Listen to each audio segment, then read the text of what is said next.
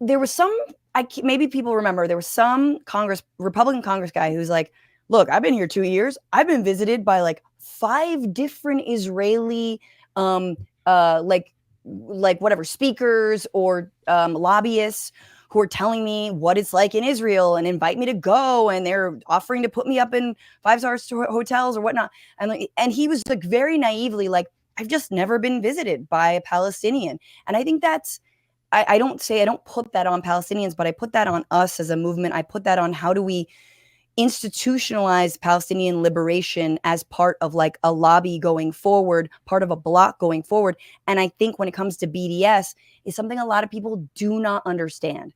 So Bernie doesn't have the talking points to be for it. He doesn't know that it isn't about like, you know, cutting off medicine. They would never do to Israel what Israel does to Gaza. You know, like that it's not accessible for folks. And no, there aren't tours of the West Bank that are being like all paid expenses, you know, hey, it's 5-star hotels in under siege, wherever the fuck, right?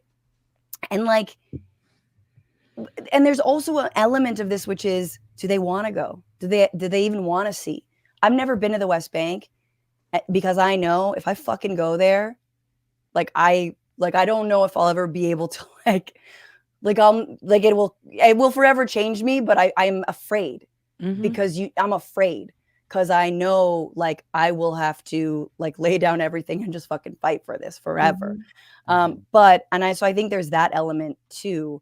But you know what I'm saying in terms of like Israel lobby? I mean, they're probably running pre-roll ads on this fucking video going, are you complaining about what from the river to the sea means? That cartoon. And did you all?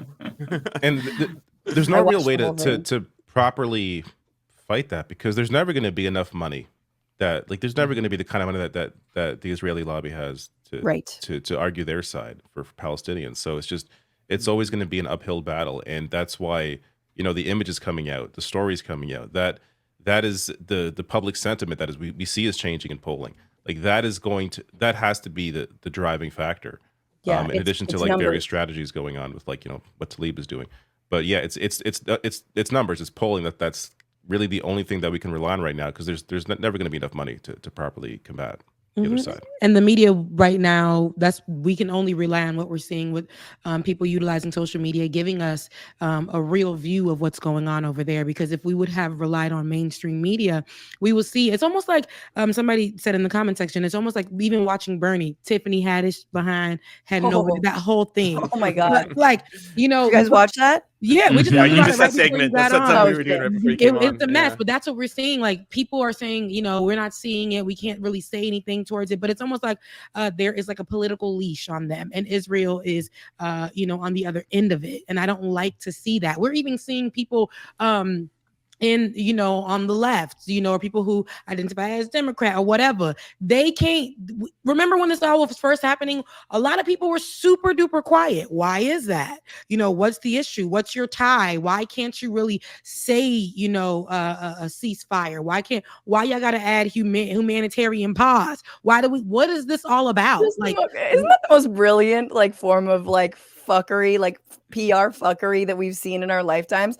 The fact that the word ceasefire has been so politicized, supposedly, by Hamas lovers, that they had to say humanitarian pause. Talk about the movement winning right there.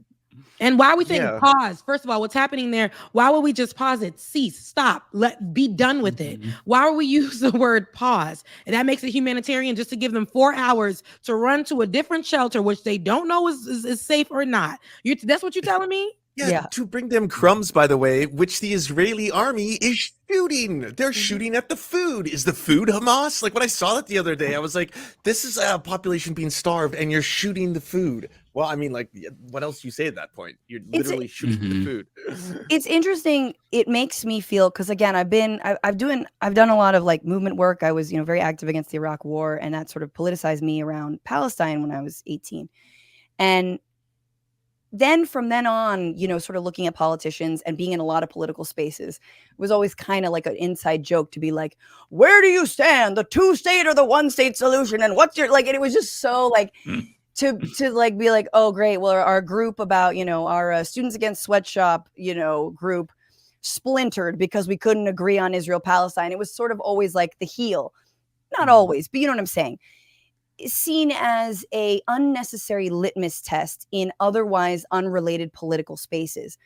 Now I might disagree, and now I actually think that, especially for our elected officials, especially for fucking senators. Look, those motherfuckers are like gum in your hair. They are not going to leave, right? Like Fetterman, like once they get in, they're in. Look at cinema. The litmus test should be around Israel Palestine. Why? Because it has actually made our country far less safe. It has been the reason that we continue to go into the Middle East, that militant Islamic groups want to harm the United States, is because of our policy around Israel, whether we like to admit that or not. They're a massive liability. We don't want any more foreign wars. And so what are you going to do about it? Every road goes through this issue. What do you do about it? I think it truly should be a litmus test, and I'm glad people haven't let someone like Katie Porter off. Remember when Katie Porter was like, was she with Isaac Herzog like last year, 2 years ago, before all this? People were like, what the fuck? And it's like, good. Yes. Katie Porter, brilliant on other issues, not on this one. And I think she's feeling it now. Good. Yeah. She need a way of showing it, or with like rice or bread or something like that. You know, those examples where it's like she's got the props. We need props. We need to explain it. Exactly. Yes. More whiteboard. The way that she explained her support for Israel was such a Katie Porter way to do it, because she was there with other Democrats, and Netanyahu was like, how many of you know that we have LGBTQ members of the Likud party? And she's like, I was the only one that raised my hand. I'm like, I knew because I read up on it. And I'm just like, oh my God, Katie, you just ruined the whiteboard. Everything you did, I'm erasing it. Like, no more goodwill. No more whiteboard. Yeah, we're taking away the whiteboard. Like, you lost all those privileges. But like, I think that the one thing that makes me so hopeful is that, and it's like, I don't want to say hopeful because like, it's a bad thing that's happening. But like, what I mean is there's no propaganda that you can filter through the youth, because they're not getting their news from traditional media. So they're getting firsthand accounts from Gaza. And there's something so radicalizing about that. And I wanted to point to this. So this is an article that came out from The Intercept. It's a huge investigative report about the bias of the New York Times and the Washington Post when it comes to Israel-Palestine. And it is astonishing. It is very, very long. I'm so glad they did this. Oh, Adam Johnson. That's great. Exact same problem in Canada, by the way, with our media. The exact same problem. CTV, CBC, the exact same biases. Right. Everything down to like the words that they use. Like they were very, very I love scrupulous this. in their coverage here. And yeah, basically the conclusion here is they are not humanizing Palestinians in the same way that they're humanizing Israelis. And that is evident in every single article. Basically they looked at like over 1,000 different articles. So, but yeah, that stuff, like, I think that this helps to explain why so many older liberals are very much okay with the status quo, because they grew up on nightly news, mainstream media. So they just got what was presented to them. Younger generations are seeing the TikToks from Palestinians, and that is so much different than getting it filtered through, that corporate lens. So that does give me hope. I hate that like it takes mass death and suffering on an unfathomable scale, right? But it is nice to see young people not fall for the bullshit, because we have access to better sources and whatnot. The one thing that is really worrying about all of this, and why I agree with Francesca that this should be a litmus test, is I was listening to this interview with Emma Vigeland. She interviewed a doctor. He's Canadian and Palestinian, and he was in Gaza. Excellent interview. It's like 40 minutes. Yeah, it really brought me to tears, brought Emma to tears. Really powerful stuff. But like he said, listen, if we don't stop this is setting such a horrible precedent. It says we don't care about international law. Any country can do what they want to do. I mean, we heard for months the United States government say we've got to stop, Putin, because if any country can just take a country, if Russia could just take over Ukraine, then China's going to want to take over Taiwan.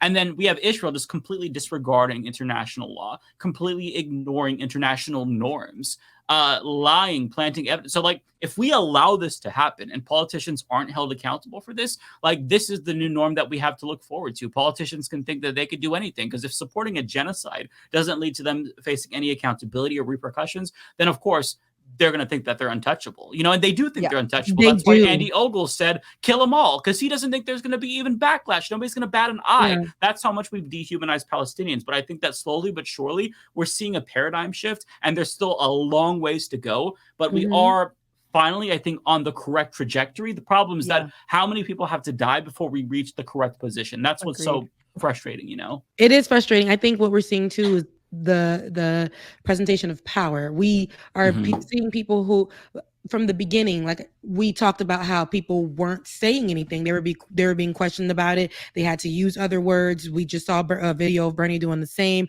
We're seeing celebrities all of a sudden taking pictures with a lot of Israel professionals or Israeli professionals or however, people who have ties to Israel in some way, shape, or form. A lot of people changing their social media from saying, I stand with Palestine to removing those posts, for whatever reason. But a lot of people are so scared because of the power that comes out of Israel. And so they control how the media is going to talk about them. They control, for some reason, there is a political control over people who are said to be on our team, who can't even call a thing a thing, who are Democrats. They can't say nothing. They're being silent on it, and they're okay. And just the few, and I can't say just the few, but the Democrats who are saying things, they're on microphones, they're out there, and we don't see much of what they're doing, and they're out there doing the work. They're out there on their social media every day talking about ways to help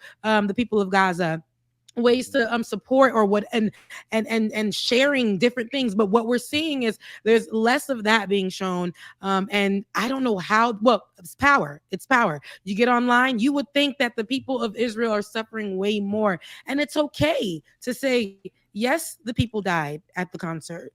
But all those people who are dying, that genocide that's happening over there in Palestine nobody should be dying as a result of that. Let's figure out another way, because what's happening there is not okay. But for some reason, people that we think should be talking and being okay and, how they say, standing on business about it on our side, they aren't. They are very afraid. We're going to see what happens, because I think that Cori Bush is going to be the real test, right? She is somebody who put her neck on the line. She was one of the first to stand there with Rashida Tlaib and call for a ceasefire. And now currently, if you look at her primary opponent, who won't say if he's funded by AIPAC, he went on a trip to Israel funded by them a couple of years ago, but he won't say, but he's very well funded. And now there was a poll that came out. He was 22 points ahead of her in a Democratic Party primary. So I say it's the test, because if Cori Bush loses this primary, I think all other Democrats who were maybe inching towards being more bold, they're gonna cower in fear. I mean, that's what I just keep on. Like, I know people feel powerless, and I know there's a lot of places to donate. I would just encourage folks to donate to the squad members that have called for a ceasefire. They got $100 million plus from AIPAC, plus who knows how much other money going up against their races. They're facing a lot of shit right now, and they're a little bit quieter because of it lately. I have to go pretty soon, but I did just want to say that I think that media narrative is the second biggest story of this genocide. I truly think, maybe the third, maybe you got the genocide, South Africa crushing it, and then the media stuff. The divide between young people and older folks on what they are seeing, how they are seeing it, who is filtering it for them or not, is so stark.